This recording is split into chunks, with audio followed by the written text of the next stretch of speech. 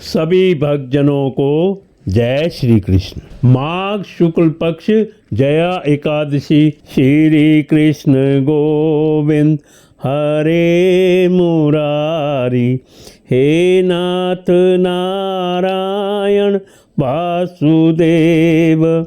श्री कृष्ण गोविंद हरे मुरारी, हे नाथ नारायण वासुदेव।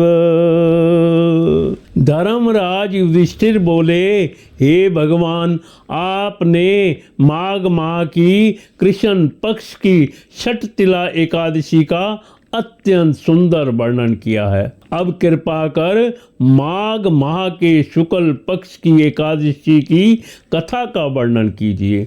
इस एकादशी का नाम और इसके व्रत की क्या विधि है तथा देवता कौन सा है। श्री कृष्ण भगवान बोले, हे राजन, माघ माह की शुक्ल पक्ष की एकादशी का नाम जया है। इस एकादशी के व्रत से मनुष्य ब्रह्म हत्या के पाप से मुक्त हो जाते हैं और अंत में उनको स्वर्ग प्राप्त होता है। इस व्रत से मनुष्य को योनि अर्थात भूत प्रेत पिशाच आदि की योनि से छूट जाता है। अतः इस एकादशी के व्रत को विधि पूर्वक करना चाहिए। हे राजन, मैं एक पौराणिक कथा सुनाता हूँ। एक समय इंद्रनाग लोक में अपनी इच्छा अनुसार अप्सराओं के साथ रमण कर रहे थे, गंधर्व गान कर रहे थे। माँ गंधर्वों में प्रसिद्ध पुष्पवंत, उसकी लड़की तथा चित्रसेन की स्त्री मलिन, ये सब थे। उस जगह मलिन का लड़का पुष्पवान और उसका लड़का माल्यवान भी था। उस समय पुष्पवती नामक एक गंधर्व स्त्री माल्यवान को देखकर मोहित हो गई और काम बाण से चलायमान होने लगी। उसने रूप, सौंदर्य, हाव भाव आदि द्वारा माल्यवान को वश में कर लिया। पुष्पवती के सौंदर्य को देखकर माल्यवान भी मोहित हो गया। अतः ये दोनों कामदेव के वश में हो गए। परंतु फिर भी इंद्र के बुलाने पर इन्हें नाच गाने के लिए जाना पड़ा और अप्सराओं के साथ इन्होंने गाना शुरू किया। परंतु कामदेव के प्रभाव से इनका मन ना लगा और ये अशुद्ध गाना गाने लगे। इनकी भाव भृंगियों को देखकर इंद्र ने इनके प्रेम को समझ लिया और इसमें अपना अपमान समझ इन्हें श्राप दे दिया कि तुम स्त्री पुरुष के रूप में मृत्यु लोक में जाकर पिशाच का रूप धारण करो और अपने कर्मों का फल भोगो। इंद्र का श्राप सुनकर ये अत्यंत दुखी हुए और हिमाचल पर्वत पर पिशाच बनकर दुख पूर्वक अपना जीवन व्यतीत करने लगे। रात दिन उन्हें एक क्षण भी निद्रा नहीं आती थी। इस स्थान पर अत्यंत सर्दी थी।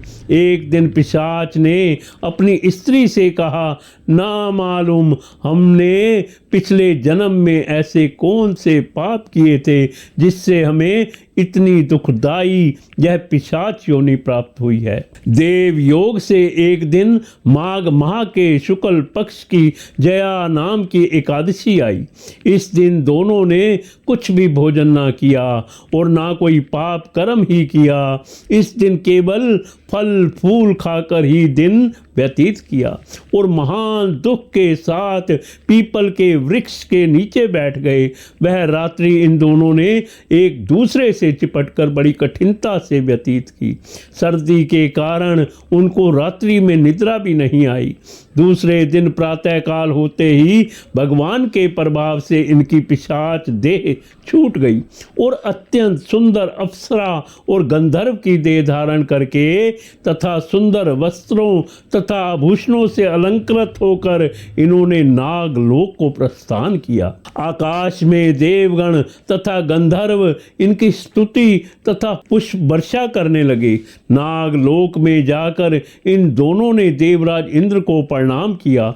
इंद्र को भी इन्हें अपने प्रथम रूप में देखकर महान आश्चर्य हुआ और वे इनसे पूछने लगे कि तुमने अपनी पिशाच देह से किस प्रकार और छुटकारा पाया वो सब मुझे बतलाओ। इस पर माल्यवान बोले कि हे देवेंद्र, भगवान विष्णु के प्रभाव तथा जया एकादशी के व्रत के प्रभाव से हम लोग पिशाच की देह को छोड़कर पवित्र हो गए हैं और हम अन्य लोगों के भी वंदनीय हो गए हैं, क्योंकि शिव भक्त हम लोगों के वंदना करने योग्य हैं। अतः आपको धन्य है। ऐसा जानकर इंद्र ने कहा, अब तुम पुष्पवती के साथ जाकर विहार करो। हे युधिष्ठिर, इस जया एकादशी के व्रत करने के समस्त क्योनी छूट जाती है। जिस मनुष्य ने इस एकादशी का व्रत किया है उसने मानो सब यज्ञ तप आदि किए हैं।